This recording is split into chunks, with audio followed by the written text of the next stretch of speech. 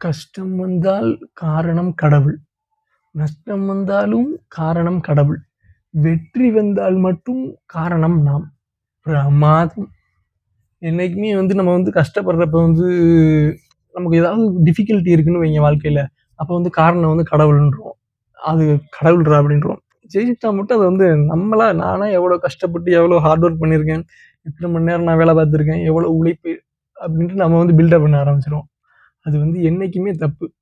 கஷ்டமோ, நஷ்டமோ 2யுமே கடவுள்ட்ட விட்டுறணும். என்னைக்குமே அந்த ஈகோவ எடுத்துக்கவே கூடாது. நம்ம வெற்றி நம்ம தான் எடுத்துக்கிட்டோம் அப்படின்னு நம்ம ஈகோ நமக்கு தலைக்கு ஏறிடுச்சுன்னா, அதுக்கப்புறம் நமக்கு வெளில எது பண்ணாலும் ஆப்பு தான் அடிக்கும்.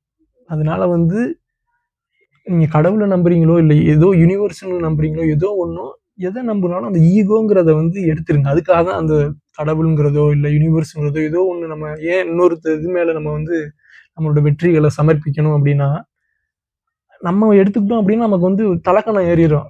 ஏற்கனவே நம்ம ஆடுவோம். அதுக்கப்புறம் ரொம்ப ஆட ஆரம்பிச்சுருவோம். அதனால என்னைக்குமே வெற்றியோ, தோல்வியோ அத கடவுள் அப்படின்னு ஒரு 3ஆம் நபர்ட்ட சமர்ச்சு குடுத்துறணும்.